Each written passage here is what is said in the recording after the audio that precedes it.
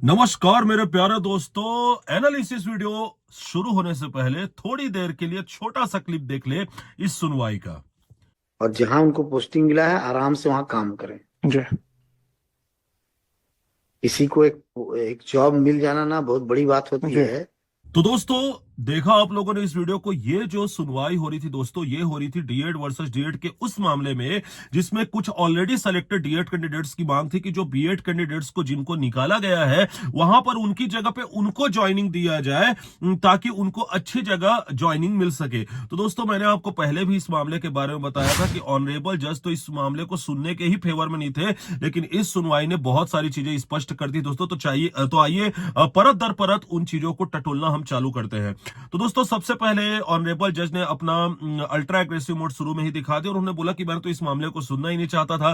फिर आप लोगों ने देखा कि उन्होंने बोला कि भैया नौकरी लग गई है, वो बड़ी बात है। फिर यहां पर एक इंपॉर्टेंट बात उन्होंने और बोली दोस्तों, जो हम सबको सुननी चाहिए और समझनी चाहिए। उन्होंने बोला 10 फरवरी को भी डीएड वालों की काउंसलिंग हो रही है, पता नहीं उसमें उन लोग आगे क्या करते हैं। और यहां पर एक बात और भी है दोस्तों कि भारत में अभी ऐसा कोई भी नौकरी नहीं निकल रहा है यथासंभव जो कि कोर्ट में जाए बिना सॉल्व हो रहा हो। तो ये बहुत ही दुखद स्थिति होती दोस्तों।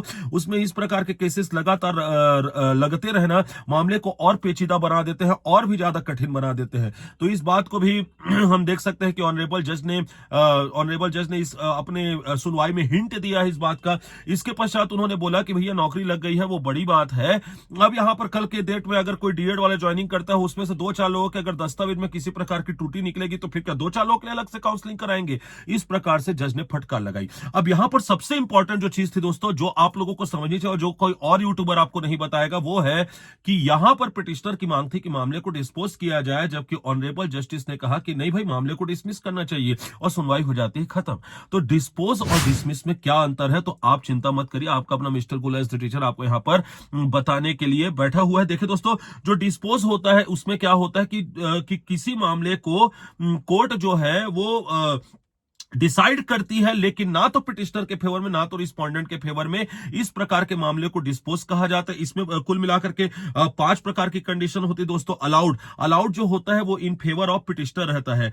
जो आपका डिसमिस्ड रहता है वो अगेंस्ट द पिटिशनर रहता है। वहीं आपका विड्रॉल जो रहता है वो आपका अगर पिटिशनर केस को वापिस ले ले, वो कंडीशन कहा जाता है सेटल्ड वो अवस्था होती है जब दोनों पक्ष आपस में क्या कर ले, अपना म्यूचुअल अंडरस्टैंडिंग के साथ सेटलमेंट कर ले। और जो लास्ट कंडीशन होती है दोस्तों वो होती है क्लोज्ड फॉर द जजमेंट, जैसे कि लैक ऑफ द ज्यूरिडिक्शन की जहां पर संभावना हो वहां पर इस मामले को ऐसे ही डिस्पोज कर दिया जाता है। तो ये होता दोस्तों डिस्पोज, जिसमें मामले को सुना जाता है और किसी एक के फेवर में ना देते हुए मामले को पूरी तरीके से डिस्पोज कर दिया जाता है।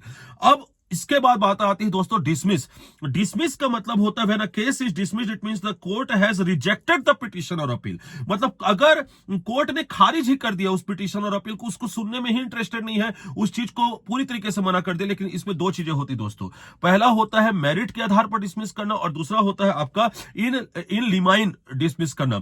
अगर मेरिट के आधार पर डिसमिस किया गया तो इसका मतलब यह है कि उस मामले में पहले डिटेल्ड सुनवाई हुई है, उसके बाद इस मामले को डिसमिस किया गया। जबकि आपका इन लिमाइन में क्या होता है कि इस मामले को सुना ही नहीं गया और इस मामले को क्या कर दिया गया, डिसमिस, क्योंकि ये सुनने लायक था ही नहीं।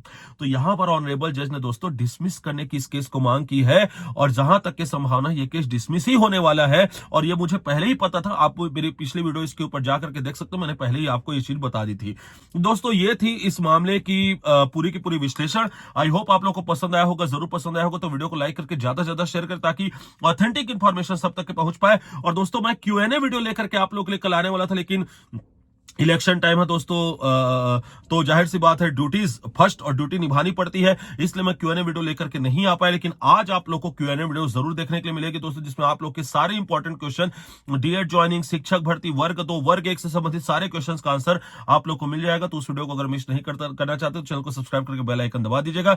मैं मिलूंगा आपसे नेक्स्ट वीडियो में, तब तक आप अपना और अपने से जुड़े होकर रखिएगा ख्याल। टेलीग्राम चैनल को ज्वाइन करना बिल्कुल ना भूलिएगा। इसके अलावा इंस्टाग्राम पर अपनी क्वेरीज को मुझसे शांत करने के लिए मुझे जरूर फॉलो कर लीजिएगा।